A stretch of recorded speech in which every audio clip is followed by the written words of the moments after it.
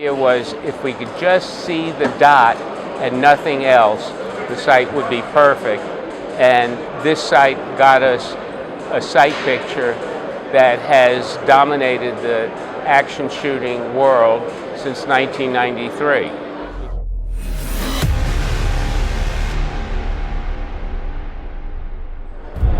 It was 1992, and I had been shooting USPSA competition matches for a while. We were using open iron sights at the time, and my vision was deteriorating, and it was very difficult to focus on the front sight, position it in the rear notch, and place it on a target. I felt I was getting slower and slower, so we tried to use reflex red dot sights. All of them available at the time were tube sights.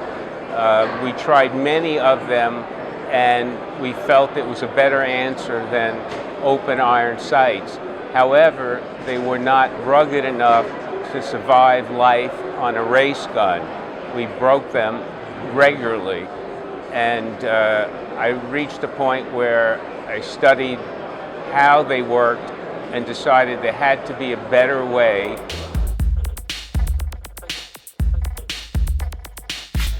One of the things that would break is the wires inside of these tube sights would eventually come loose, and that you would no longer have the dot.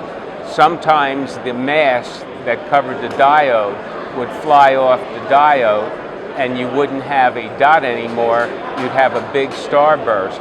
Other times we had batteries, containers fly off of these sights. Sometimes the lenses would fall out of the tubes. So we felt we had to do something that was a little bit more rugged. That's why our sights from the very beginning didn't have any soldered wires. They're all printed circuit boards. And the other problem people had, they mounted these tube sights in ring mounts that would sometimes crush the tube. So we decided to make the mount integral with the sight to eliminate that possibility. We went to a polymer material to take up some of the shock on the race guns, and it turned out to be very successful. I made the first ones when I was a dentist out of dental materials. We built these in the dental office, and we built them for my own personal use. Dental ones look fairly awful, made by hand out of dental materials. We're at a match, FIPT, which was in Florida in January 1993. It was the first match of the year. I met an old friend there, Matt McLaren, who was working as a gunsmith. He said to me, when he saw the sight that I was shooting, which was handmade, I have to have one. I said, I don't make them, I just made this one for myself. And he said, well, when you figure out how to make them, I have to have one. Eventually figured out how to make them. The earliest ones were machined from a solid block of plastic. I sent him one, and he promptly proceeded to break it. I made some improvements and sent it back. He broke the second one. This went on all summer. He finally got to the 22nd sight that we made for him, and he took it to Barry, Illinois for the U.S. Nationals in 1993. He won the match with that hand-built sight.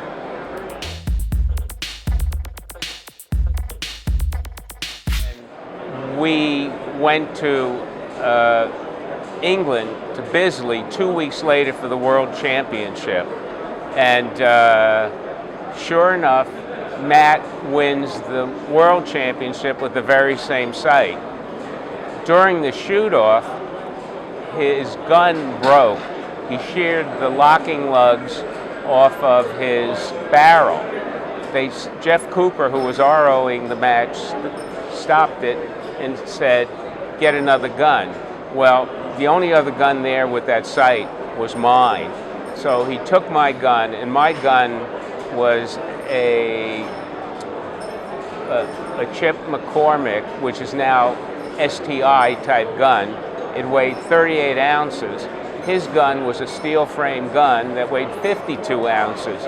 Well, he takes my gun, my ammo, and wins the shoot-off. Well, now they interview him, and they said, "How did you do that?" And he says, "Well, Ira's gun had as good a trigger as mine, and we had the same sight, and that's all I needed." Right? At that point, everybody wanted one of those sights, and it forced us to learn how to make these in production.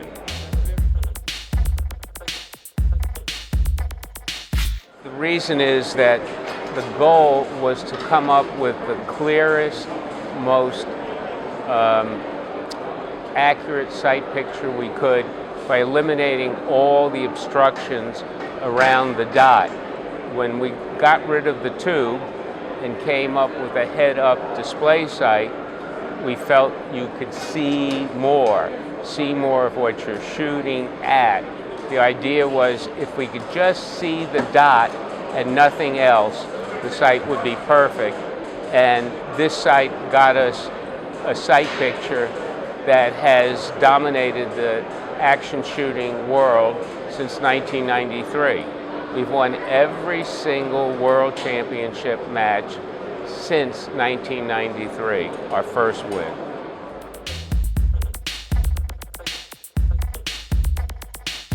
Serendipity was one of the names that we had kicked around, and that wound up being the name of our first model sight.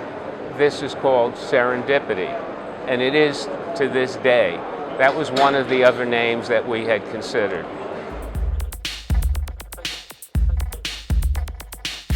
We did that because there were too many different opinions by different people as to what would be the best dot size to have.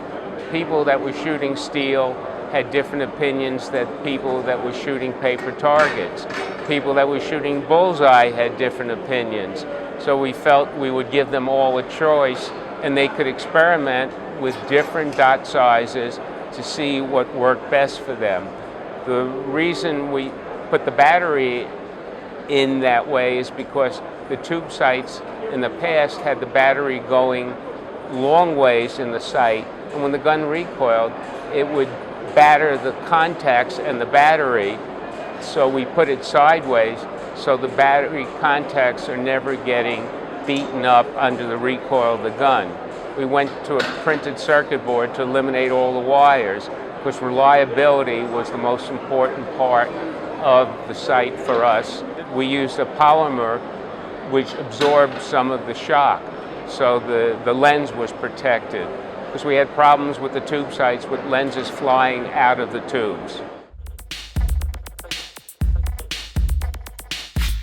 It used to be very popular. It's not so much that popular anymore. The 2032 is more popular, and we use that in our small mini red dot sights, the 2032. But this model has been so widely accepted and people are so used to shooting it that we really don't want to change it. We're going to add new models, but we'll never discontinue this model. It depends on what brightness you set the battery for, right? If you use it on the higher settings, it lasts less long, but it's one of the reasons we have such a bright dot. That was one of the early problems with the early tube sights, that in the bright sunlight, it was difficult to see the dot, and our dot is very, very bright. We're seeing steel shooters now asking for 12s and 16s, the bigger dot, because they realize that as long as they get half of the dot on the plate, they're going to hit the target. So you see the bigger dot faster coming out of the holster, and it's, you know, when your eyes are old, it's helpful. The smaller dot, you you're spending more time hunting for the dot, the big dot easier. So we're seeing more of that now.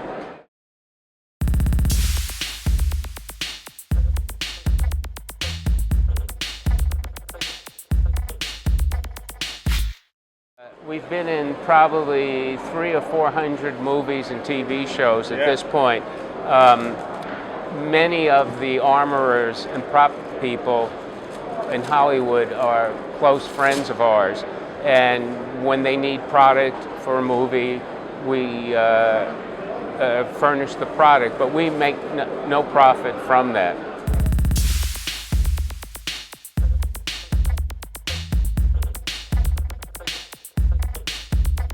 Yes, we are developing several different models right now. Mm-hmm. So what exactly in details you will not? I'd rather not talk about that. Oh, okay. Right, but it will move the state of sights a generation forward.